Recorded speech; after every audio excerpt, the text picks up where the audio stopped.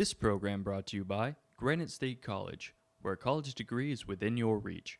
Online and in your community. Granite.edu.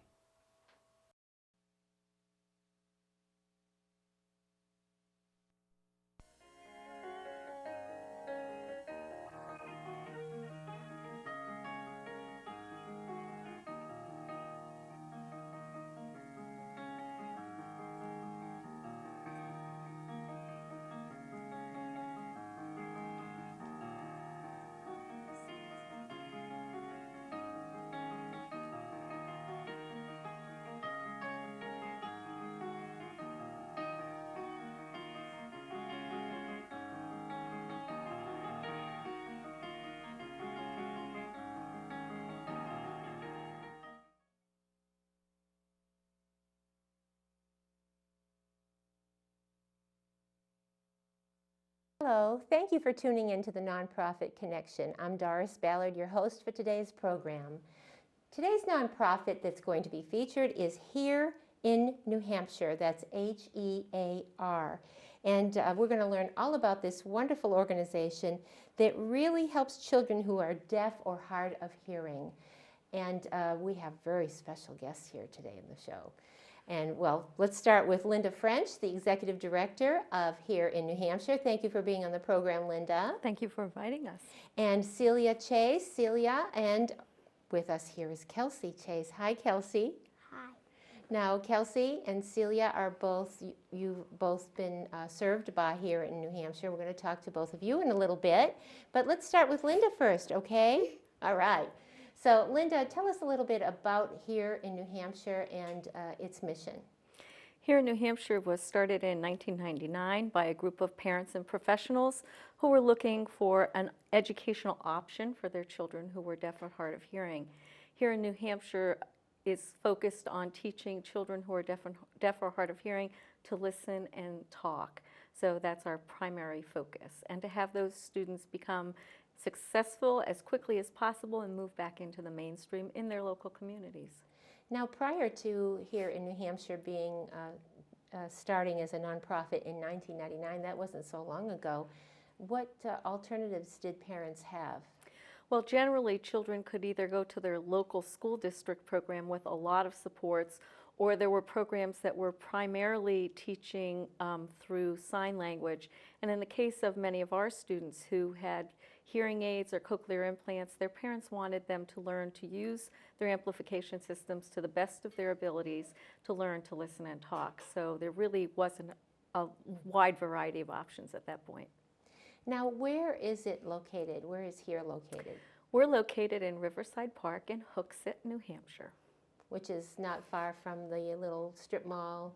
It's down right past it as you're going toward Manchester, right? That's correct. I've been there to visit. It's really a wonderful facility. Okay. Tell us a little bit about your background and how long you've been with HEAR in New Hampshire. This is my third year as the executive director. Prior to that, I taught in the kindergarten classroom at HEAR in New Hampshire for 2 years. And prior to that, I worked for 13 years for the state of New Hampshire's Early Supports and Services System. Beyond that, I've taught in both public and private schools for working with children who are deaf or hard of hearing.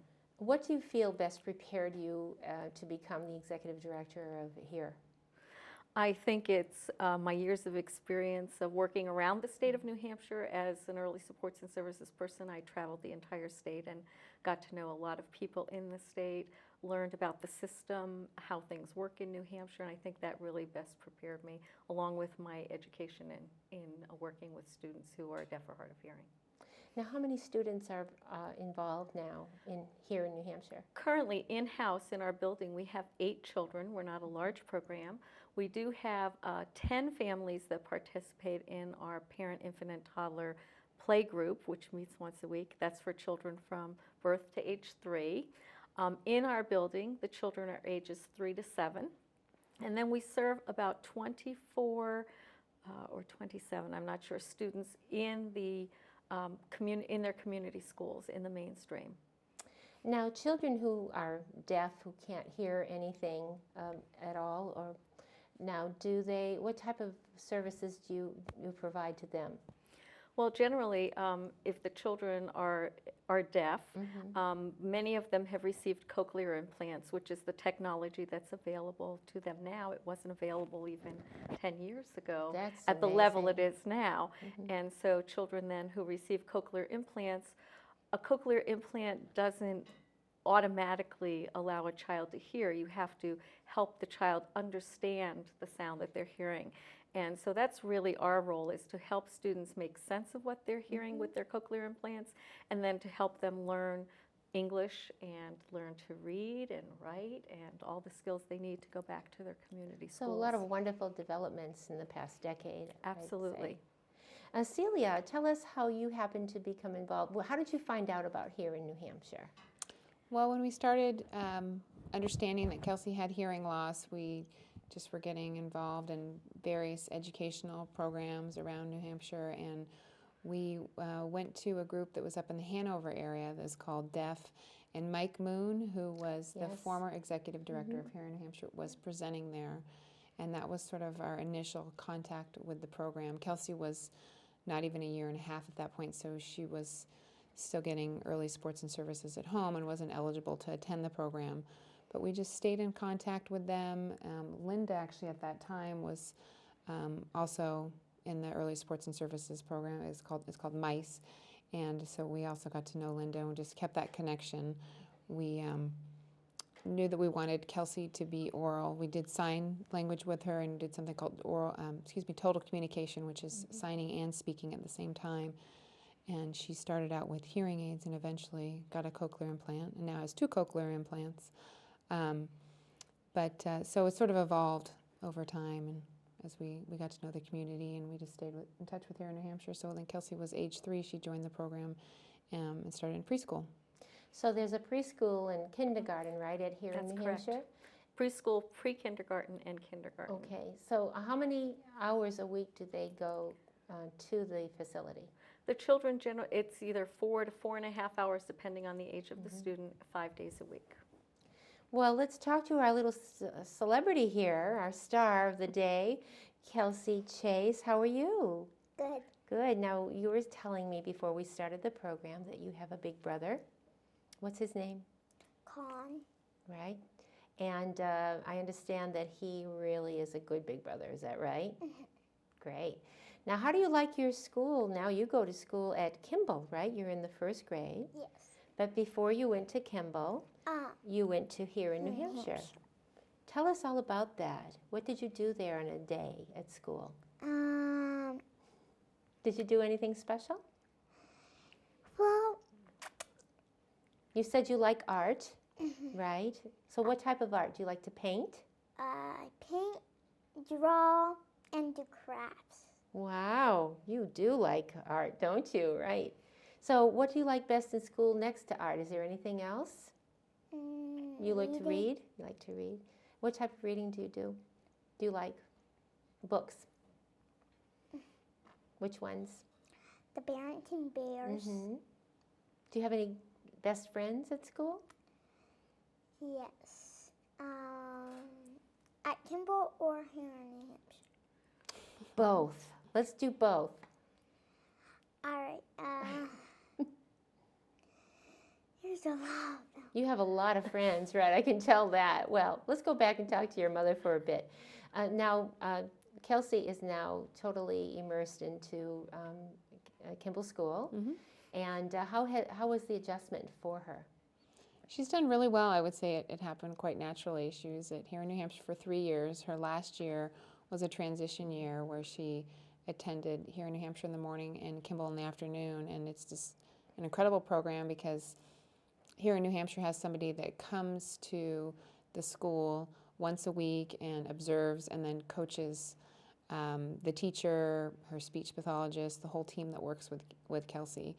And Kelsey is one of the first children with a cochlear implant to go through the Concord School District. Really? So it was a learning process for both sides. So it was a win-win.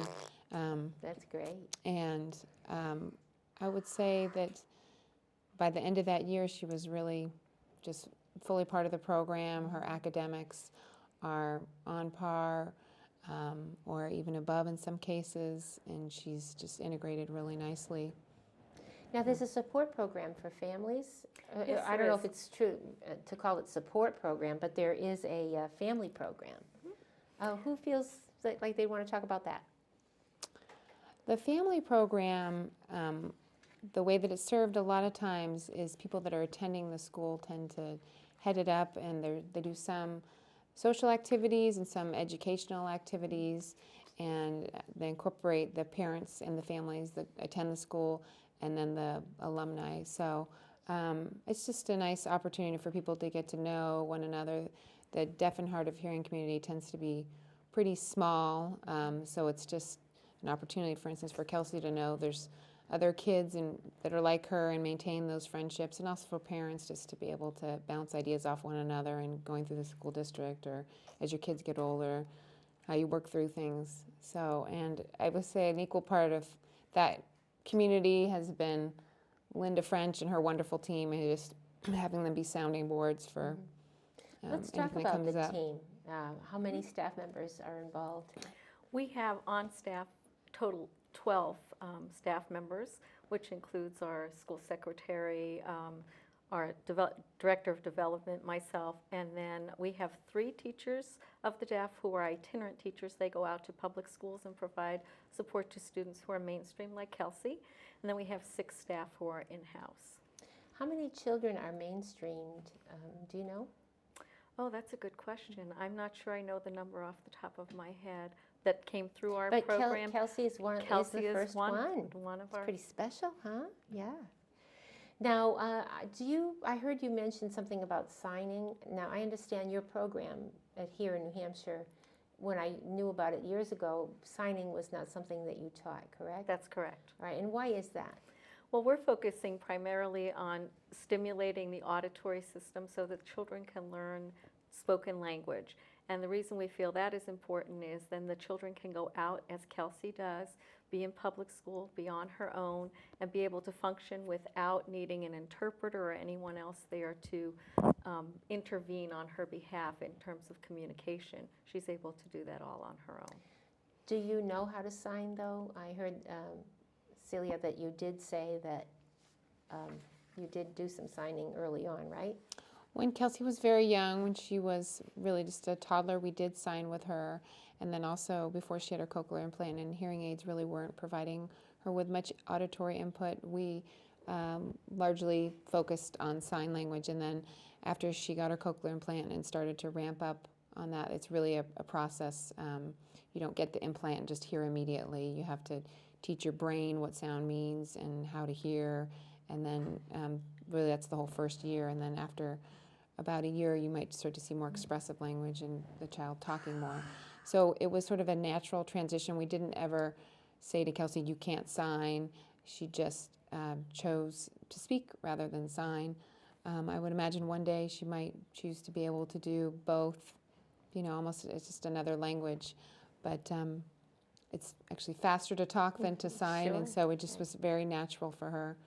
What about learning to read lips? Is that part of the process as well, or is it strictly trying to hear sound? We use visual supports. We use a lot of visuals in our program as well. And actually learning to read lips comes very naturally for our students. I'm sure.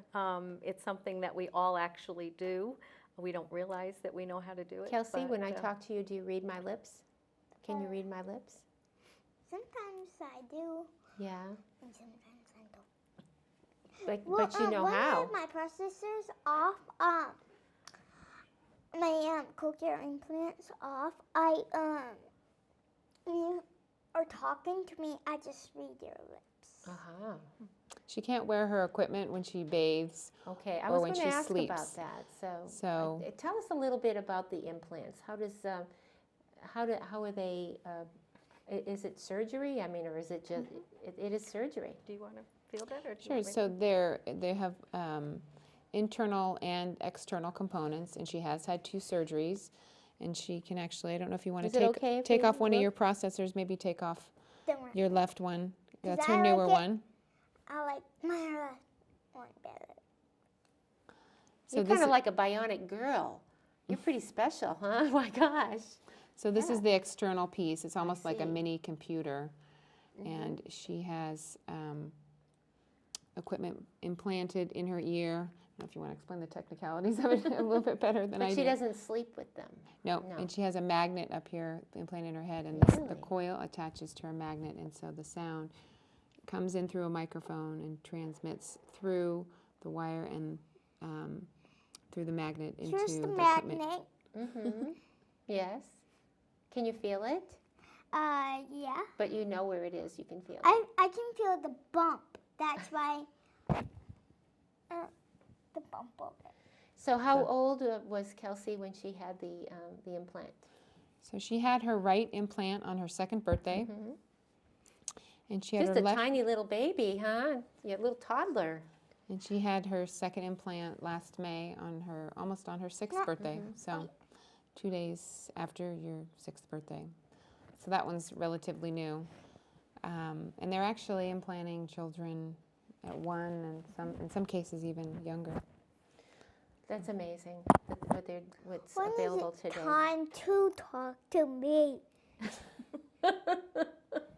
Well, we just talked to you. You want to say something else? Do you want to say something else? What would you like to say?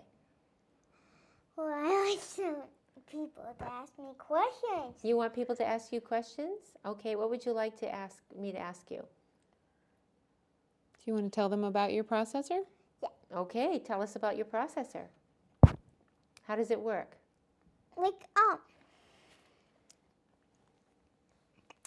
it's there's 4 channels in the cochlear implants, and there's 2 buttons. And I don't know what this button is for. This is the on and off button, and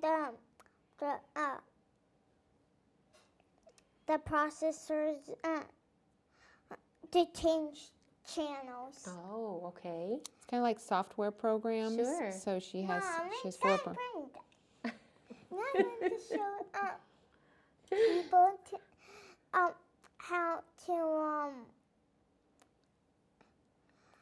So you have 2, one in each ear? I just want to show them to Do you want them to do a close-up on it? yeah. Yes? Yeah? Okay, why don't you put it up there so that Chris can look at it. You want to just hold it up? I'm going to hold it up. Yeah? And pull your, And he'll do a close-up and then you can see it. Yes? So we can show people at home who are watching and then you what want it looks like, you want to huh? hold the wire out, Kel, so they can see your coil. Yeah. So this is the piece that attaches to Mhm. her And I skull want where to she has show a them magnet. How that changes. You can change your program. You can change your program. And what happens when you change the program? It gets louder and softer, and this is the same thing as P1, P2. I see. All right, so let me ask you a question. If you don't want to hear what somebody's saying, you can kind of tune them out, right? That might not be a bad thing, huh? Here's P1. Aha. Well, thank you for telling us that. Linda, how is HEAR in New Hampshire funded? Here, for the students who attend here in New Hampshire, they're tuitioned into our program by their local school districts. And the tuition rate for our school is set by the State Department of Education. It funds about half of our costs, so the remainder of our funding we need to go out and fundraise. So what do you do for fundraisers? We have a variety of things we do.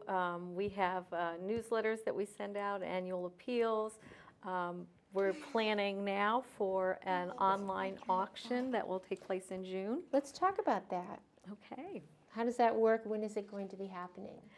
Well, actually, right now we've already got some things up online that you can start to look at, and from now through June there will be items online for people to view. Actual auction taking place in June, so that I believe it's June 28th is June 28th? when the auction ends. Oh, it ends. So Yep. it starts when and it runs for a few months then, right? Well, you can view things and then you start bidding. I believe Okay. it's the beginning of June and it What, ends and in what is June. your website? It's www.hearinnewhampshire.org. .org, right? You're a I'm so used nonprofit to .org. organization, right? Talk about the children that are before the toddlers, the ones that they can come in once a week. Did you take advantage of that? You know, that With program was Kelsey? actually evolving when Kelsey was around that age. So, so we didn't do that program. So how was it for you and Kelsey when she was first able to have to hear? It had to be quite an event. It's an extraordinary process, but it's not an overnight thing. Like I said, it's a very gradual, interactive process. So when she gets the implant, the maps, the programs that she was talking about, have to be programmed with the audiologist. You have to have a lot of therapies, oral rehabilitation. There's a lot of parent involvement and activities. So you see it over time, her starting to recognize sound, understand sound, integrate it into her world. The sign language at that point was extremely useful because it helped us kind of bridge between like identifying the sound and putting it together with the symbols that she knew through sign language. And then over time, you know, you start seeing it come back and she could start speaking. And That has to be wonderful for the family, right, and for her. yeah, so Goodness. it's pretty amazing when we look back. It wasn't that long ago when she couldn't even say her name. She didn't know her name orally, and now she's... Well, you'd never know it, hearing her today, huh? Now, what type of preparation did you have to do to get her to be immersed into Kimball School? In terms of the transition to The Kimball transition, School? right. Well, here in New Hampshire has a developmental curriculum, so we're always working at the same curriculum level that most other schools are. Okay, So right. our main focus is getting students language skills, because language is the real issue when you have a hearing loss, and learning how to communicate. So by focusing on language and introducing the developmental curriculum, we were able to help prepare her. But also, there are certain skills that all students who leave here in New Hampshire need to have. They need to know how to advocate for themselves in a classroom, because our classrooms are very small and they're going into much larger classrooms in true. public school. So they need to know a variety of skills to be able to advocate for themselves in that larger setting. Talk about the itinerant services.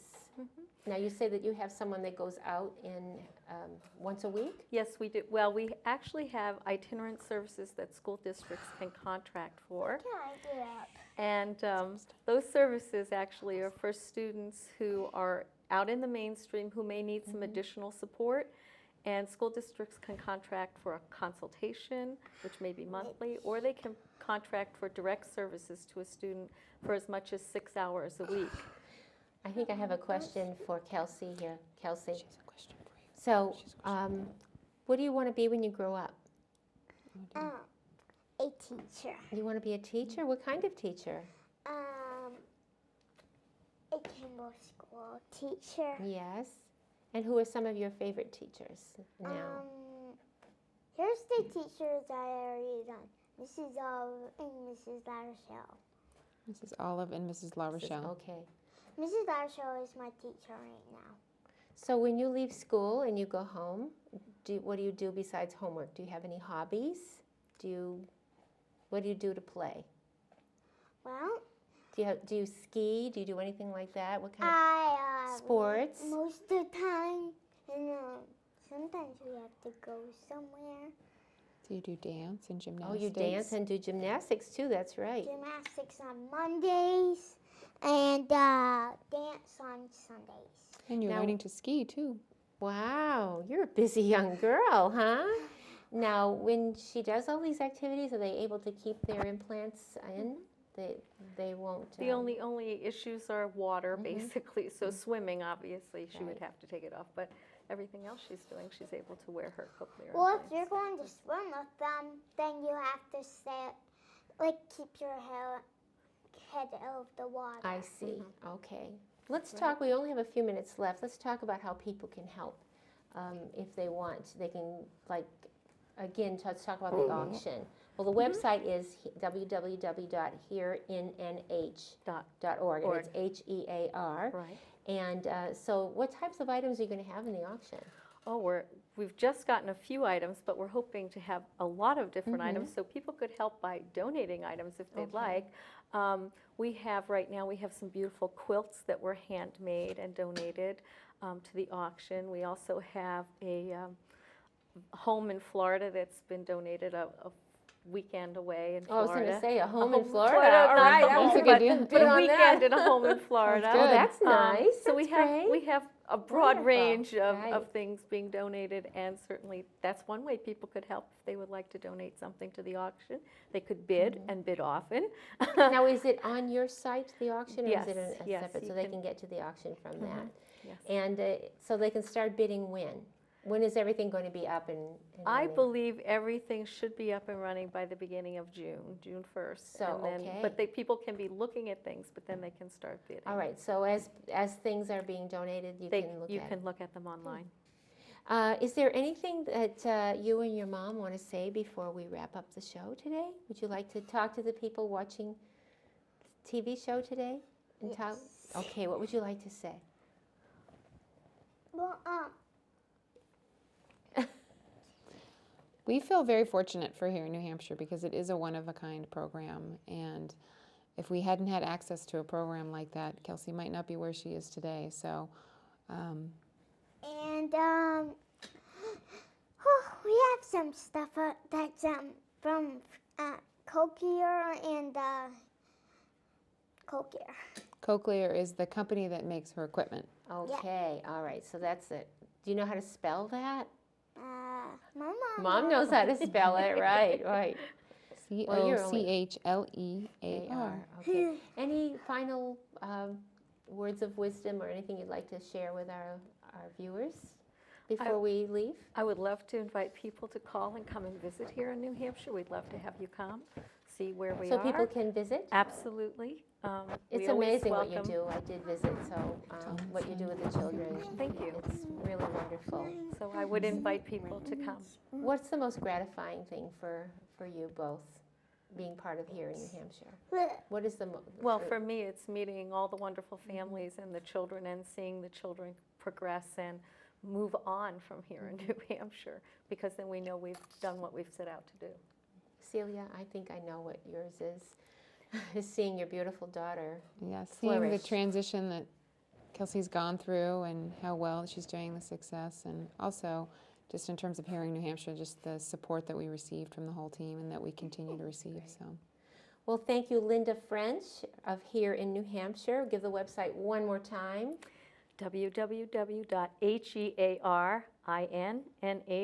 www.herinnh.org. All right, and any phone number? The phone number is 624-4464.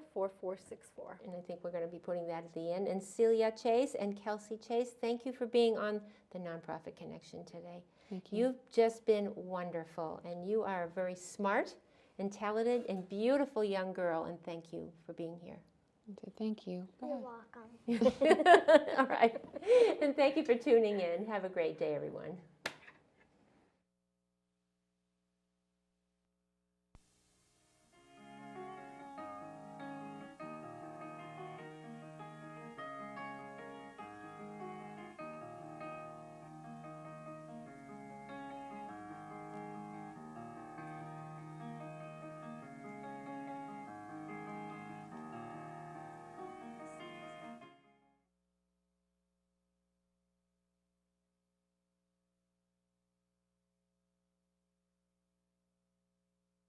Earning your degree is now more convenient and affordable thanks to Granite State College. Our online programs give you maximum flexibility. Take classes wherever you can access the internet, anytime, day or night.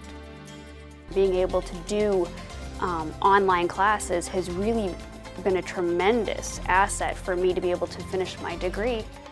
Online and in your community, Granite State College. A college degree is within your reach.